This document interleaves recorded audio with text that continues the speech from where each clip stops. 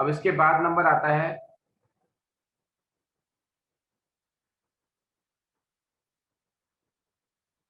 Next method का। पहले मैं बेसिक फार्मूले तीनों मेथड के बता देता हूं, उसके बाद इसके थोड़ा सा हायर वर्जन पे जाएंगे चैप्टर पे। कल हमने किया था एवरेज प्रॉफिट मेथड, और एवरेज प्रॉफिट मेथड में भी जो हमने कल फॉलो किया था वो किया था सिंपल एवरेज।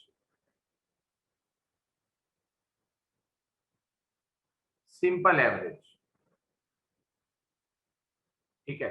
जबकि मैंने बताया था कि एवरेज प्रॉफिट मेथड के अंदर एक सिंपल एवरेज प्रॉफिट मेथड होता है और एक होता है weighted average profit method. Weighted. अब मैं आपको पहले वेटेड बताऊंगा, फिर मैं चलूंगा सुपर प्रॉफिट पे।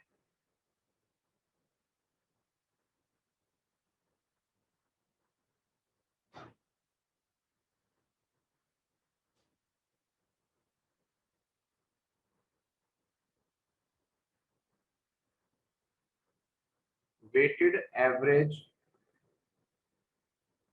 Profit method.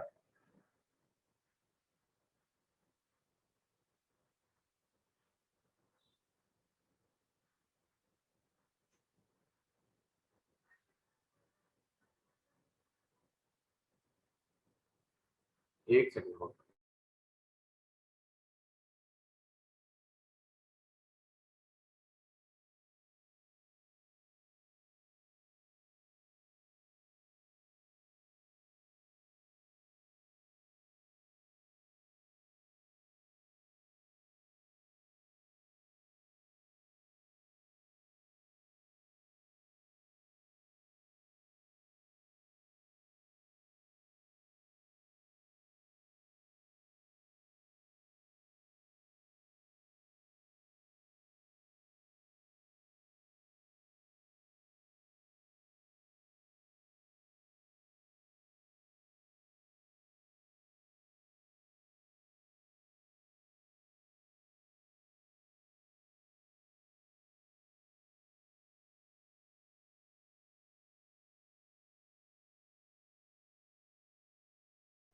Yes, weighted average profit method.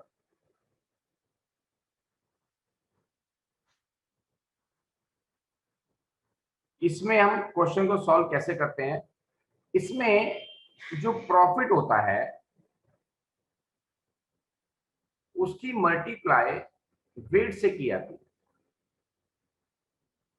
Wait, यहां पर वेट से मतलब है इंपॉर्टेंस, कि आप कौन से साल के प्रॉफिट को ज्यादा इंपॉर्टेंस दे रहे हैं, वेटेज दे रहे हैं। कहते हैं ना यार, तुम तो उन्हें ज्यादा वेटेज दे रहे हो, ये दिस इज लाइक दैट, ठीक है ना। अब जैसे ईयर आपको गिवन होगा 1 2 3, प्रॉफिट आपको गिवन होगा 10,000, 20,000, 30,000। वेट क्वेश्चन में गिवन होगा, एजम्पशन ले रहा हूं मैं अपनी तरफ से, ठीक है। ये तीन चीज गिवन होगी आपको,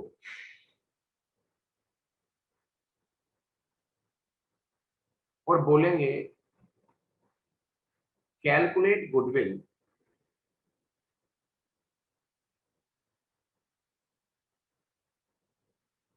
on the basis of 3 year 2 year, कुछ भी लिख सकते हैं। 2 years परचेज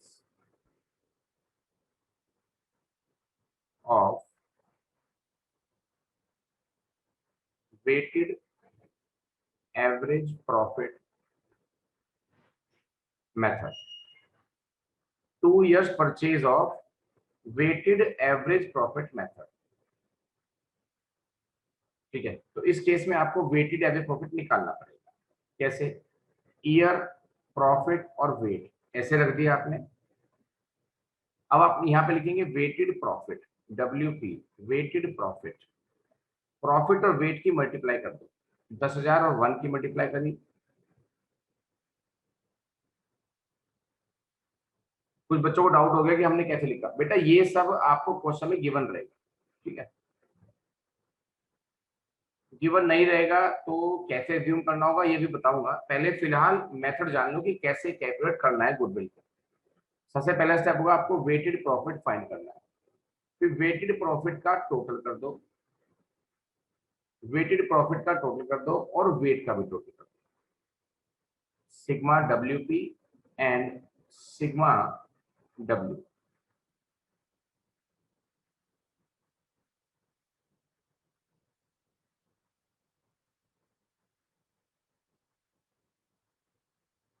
तो यहां पर आ जाएगा weighted average profit, weighted average profit equals to sigma WP divided by sigma W।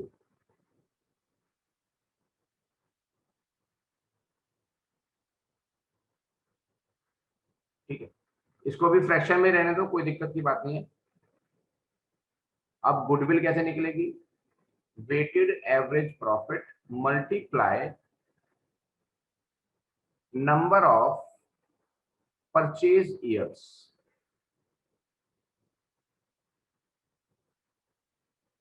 Weighted average profit आपका है 1,40,000 डिवाइडेड बाय 6, परचेज ईयर है 2। कर दो बेटा और आंसर निकालो और मुझे बताओ कितना आ रहा है।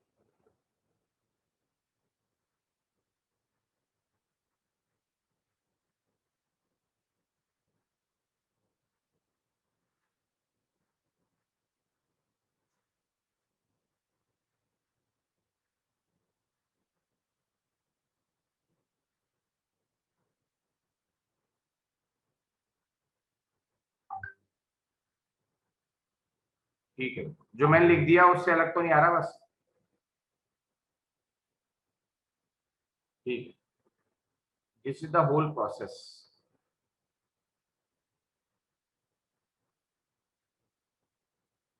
अब नीचे लिखो नोट। कभी कभी क्वेश्चन में ना बोलते नहीं है कि आपको weighted average profit method use करना है, still you have to use. लेकिन सीबीएसई में इसके क्वेश्चंस आते नहीं है और मेरे हिसाब से तो ये आएगा भी नहीं। लेकिन एक क्वेश्चन करने में कोई बुराई भी नहीं है जो हमने कर लिया। This method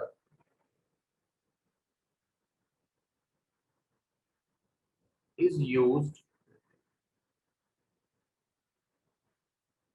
when profits are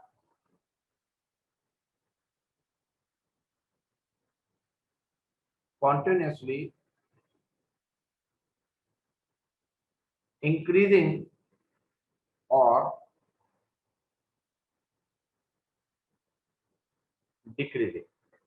या तो प्रॉफिट लगातार बढ़ रहा होगा, जैसे 10,000 है, 20 इससे ऊपर हो गया, 30 उससे भी ऊपर हो गया, तो प्रॉफिट लगातार बढ़ रहा है, तो ऐसे केस में वेटेड मेथड यूज होता है।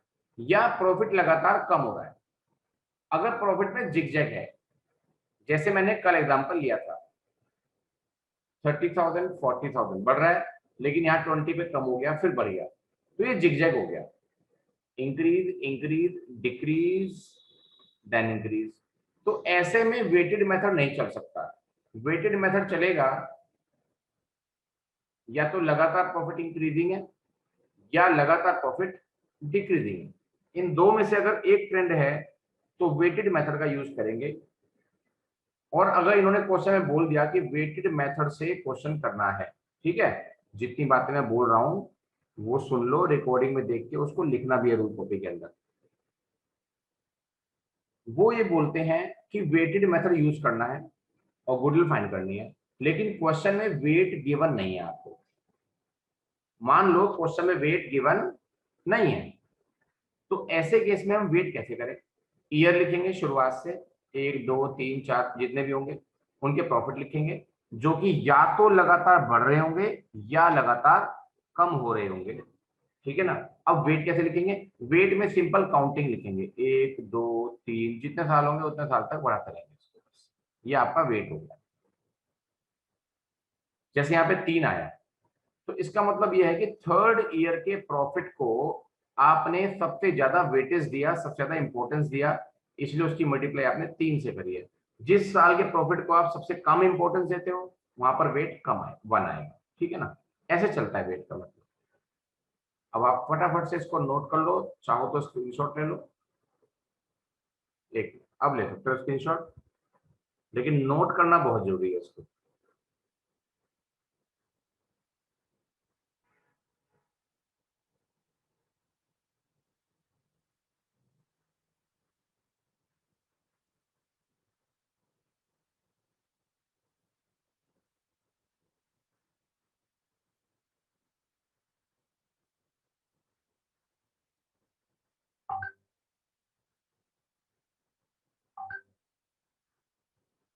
नहीं नहीं, वेटेज तो बेटा सीधा ही दिया जाएगा।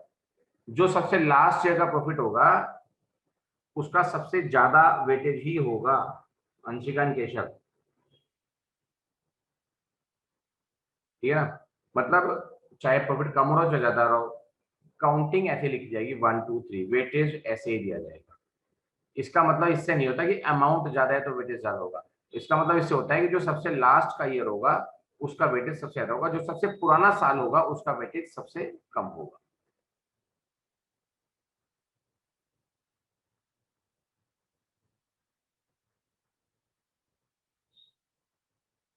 सुपर प्रॉफिट मेथड, इस मेथड के अकॉर्डिंग अभी आप लिखना नहीं, पहले समझ लो। एक एक लाइन छोड़ के मैंने ये 4 अल्फाबेट लिखे हैं, ANSG, है ना। इनको आप एक अंकल जी का नाम भी दे सकते हो ताकि आपको याद रहे कुछ, है ना। Amarnath Singh ji, Amarnath Singh ji,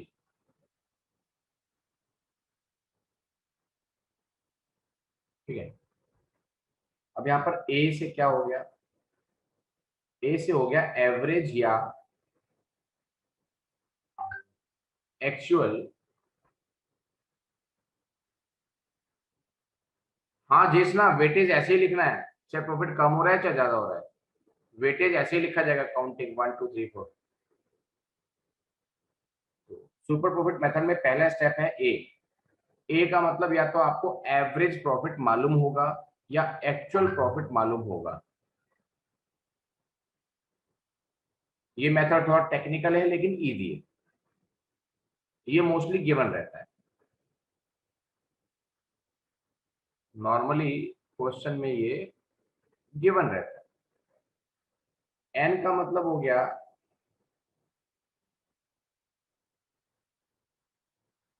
normal profit. अब ये नॉर्मल प्रॉफिट क्या है इसका तो मैं आपको बताऊंगा, चलो बता देता हूँ, हिंट दे देता हूँ फिलहाल।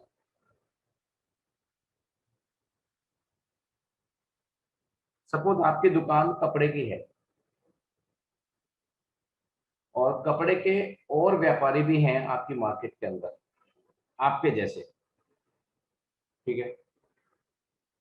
तो आपने सबका एक तरह से सर्वे करा, एक एस्टिमेट लगाया, तो पता चला कि नॉर्मली जो टोटल मेरे जैसे दुकानदार हैं, जो मेरे जैसे शॉपकीपर हैं, वो जितना भी पैसा लगा दें, ठीक है ना, ऐसे एस्टिमेट करा हूं, उस पे उसको 10% का नॉर्मल रिटर्न मिलता है ईयरली।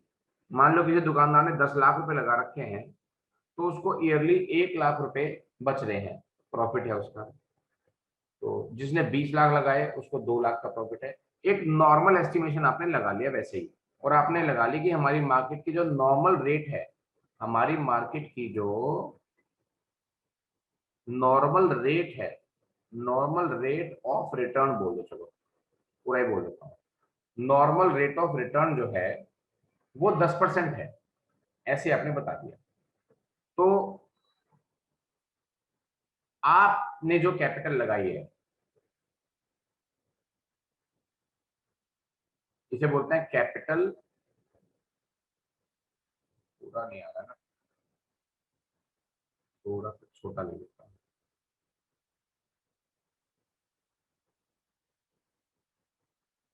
कैपिटल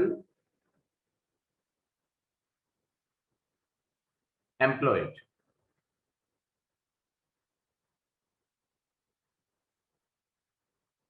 जितनी कैपिटल आपने लगाई उसकी multiply normal rate of return से कर दो तो नॉर्मल प्रॉफिट आ जाएगा।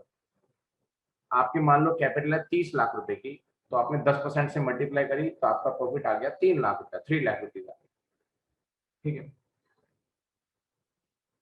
अभी मैं एक क्वेश्चन सॉल्व करके भी दिखाऊंगा।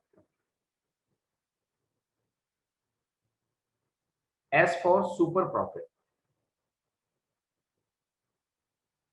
जो आपने ऊपर दो स्टेप किए हैं, पहले एपी निकाला आपने, उसके बाद आपने एनपी निकाला, तो एपी में से एनपी माइनस कर दो, you will get super profit. इसका क्या मतलब है बेटा? एपी तो यह है कि आप एक्चुअल में कितना कमा रहे हो, और एनपी ये होता है कि आप अगर मार्केट के हिसाब से कमाते तो कितना कमाते। एक्चुअल में तो आप कमा रहे हो 4 लाख, ऐसे आइडिया एग्जांपल ले रहा हूं, लेकिन मार्केट के हिसाब से अगर आप कमाते सबके हिसाब से तो आप कमाते 3 लाख। तो जितना आपने ज्यादा कमाया उसे बोलते हैं सुपर प्रॉफिट।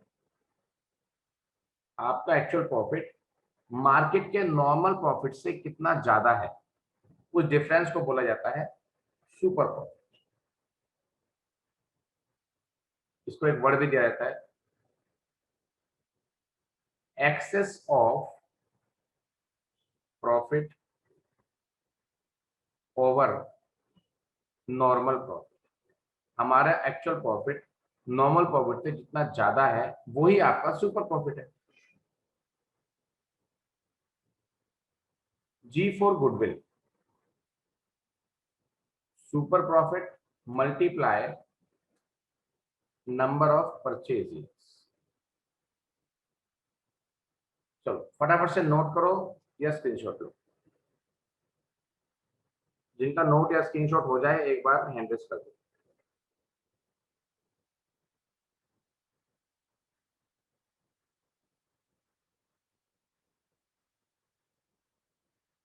अब इसमें कुछ बातें समझाने वाली हैं मुझे। एक तो नॉर्मल प्रॉफिट, एक normal rate, capital employed.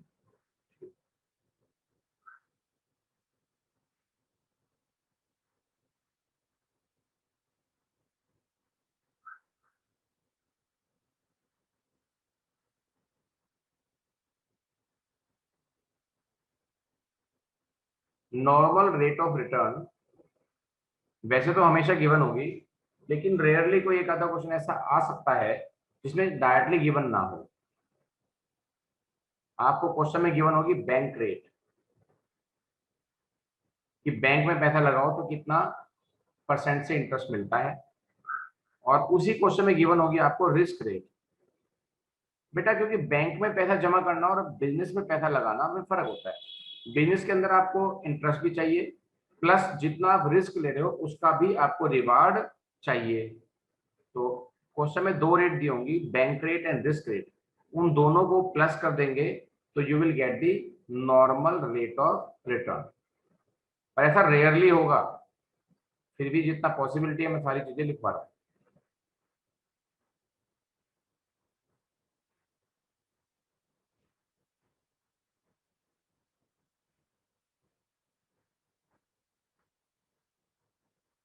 Capital employed, ये सिंपल कैपिटल से थोड़ा अलग है। सिंपल कैपिटल से थोड़ा अलग है। इसमें पार्टनर्स की जो कैपिटल है उसमें रिजर्व्स ऐड करना है। जो रिजर्व्स दिए होंगे उन्हें प्लस कर देना, तो कैपिटल एम्प्लॉयड आ जाएगी। एक तो ये फॉर्मूला है। इसका एक फॉर्मूला और है,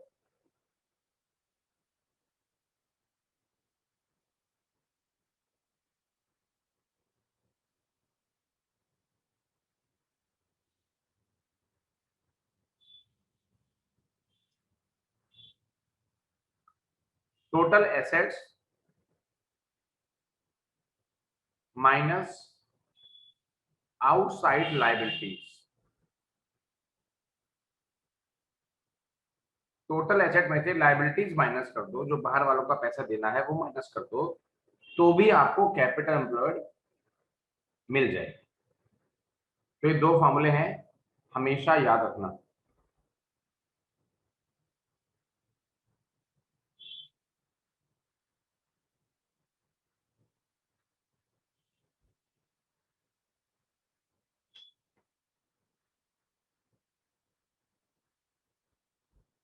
यस जय। सर ये रिस्क रेट क्या है सर? बिजनेस में जब पैसा लगाते हैं तो वो रिस्क होता है। तो बड़े बड़े जो फाइनेंशियल एनालिस्ट होते हैं वो ये भी कैलकुलेट कर लेते हैं कि जो पैसा लगा रहे हैं हमें रिस्क हो रहा है, तो उस रिस्क की परसेंटेज क्या है मार्केट को देखते हुए। तो डिफरेंट डिफरेंट फैक्टर्स को कंसीडर करके वो रिस्क रेट निकालते हैं। रिस्क रेट कैसे निकालते हैं ये आपका सिलेबस का पार्ट नहीं है, ठीक है ना। ओके बस ये डायरेक्टली दी होगी बस क्वेश्चन में। ठीक।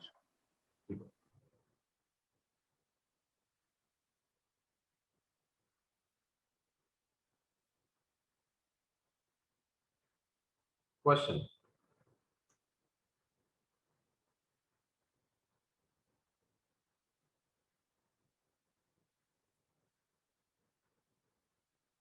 टोटल एसेट्स आपको गिवन है 15 लाख रुपए।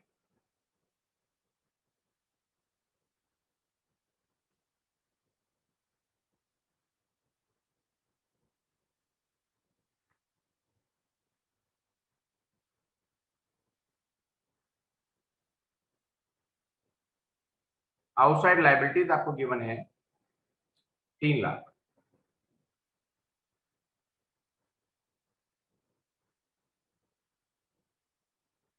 नॉर्मल रेट आपको गिवन है 10%।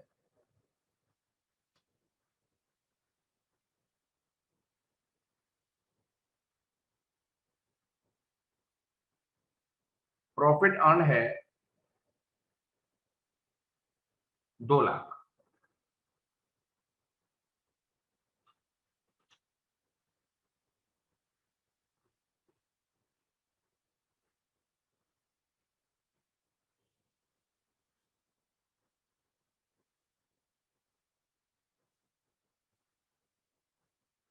Calculate goodwill according to 4 years purchase of super profit.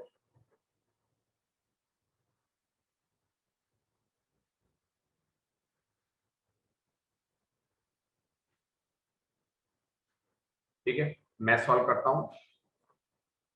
जिसको पूरा कॉन्फिडेंस है अपने ऊपर वो साथ साथ मेरे से सॉल्व कर सकता है। पर ध्यान रखना कैसे करना है। पहले कुछ चीजें आप निकाल लो, क्योंकि कैपिटल एम्प्लॉयड डायरेक्टली गिवन नहीं है, तो कैपिटल एम्प्लॉयड आप निकाल लीजिए।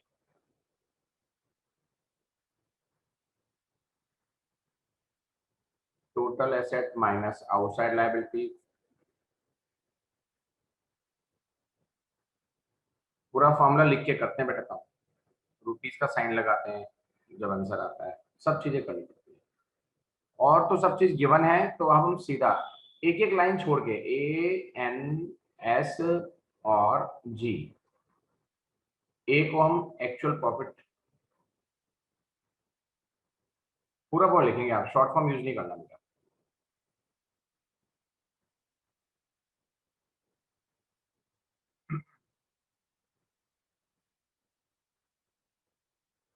एक्चुअल प्रॉफिट आपका है 2 लाख। नॉर्मल प्रॉफिट है आपका, नॉर्मल रेट की मल्टीप्लाई हमने करी कैपिटल एम्प्लॉयड से। कैपिटल एम्प्लॉयड आपने निकाल ली थी 12 लाख रुपए की।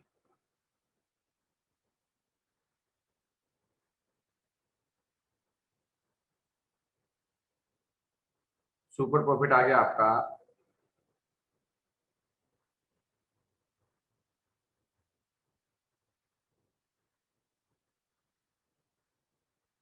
गुडविल आ गई आपकी। पहले फार्मूला, हर एक में फार्मूला लिखना चाहिए। शॉर्ट फॉर्म में यूज कर रहा हूँ लेकिन आपको शॉर्ट फॉर्म यूज नहीं करनी है। परचेजर है 4, आंसर इज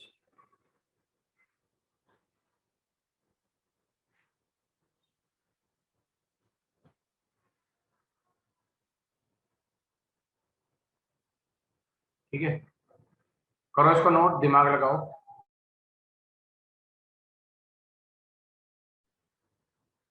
किसी को दिक्कत हो तो हैंड रेस करो, कोई क्वेरी हो सुपर प्रॉफिट मेथड और उसके सॉल्यूशन में, रेज योर हैंड।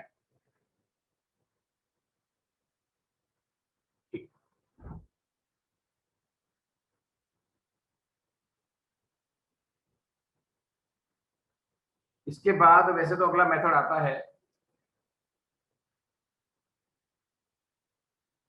नाम तो नोट कर ही लो, कैपिटलाइजेशन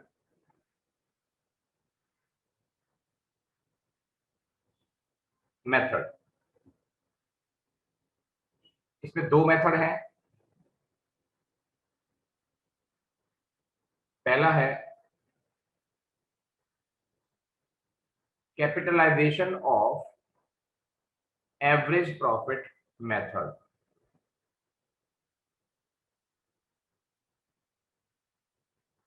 अब ये जो लाइन लिखी है capitalisation of average profit method,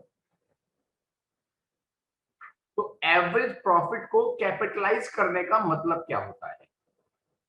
इसका मतलब ये होता है बेटा, how much capital is required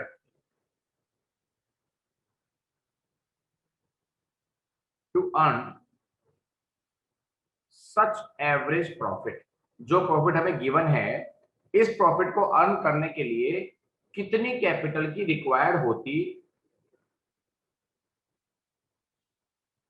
according to the present normal rate of return. जो मार्केट में रेट ऑफ रिटर्न दे रखी है उसके अकॉर्डिंग हमें कितनी कैपिटल की नीड होती। ये तो मीनिंग बताया मैंने, मीनिंग आपको बुक्स में शायद ना मिले, सिर्फ लॉजिक समझाने के लिए। इसका डिस्कशन तो बाद में भी होगा, फिलहाल फॉर्मूला लिख लीजिए इसका। गुडविल इक्वल्स टू एवरेज या actual profit multiply normal rate को उल्टा लिखना है, मतलब 100 डिवाइडेड बाय नॉर्मल रेट। ठीक है, अब एपी की मल्टीप्लाई अगर मैं नॉर्मल रेट के उल्टे से कर दूं, रेसिप्रोकल से कर दूं, तो क्या निकल के आएगा बेटा? ये निकल के आएगा कि कितनी कैपिटल की जरूरत थी इस प्रॉफिट को अर्न करने के लिए, माइनस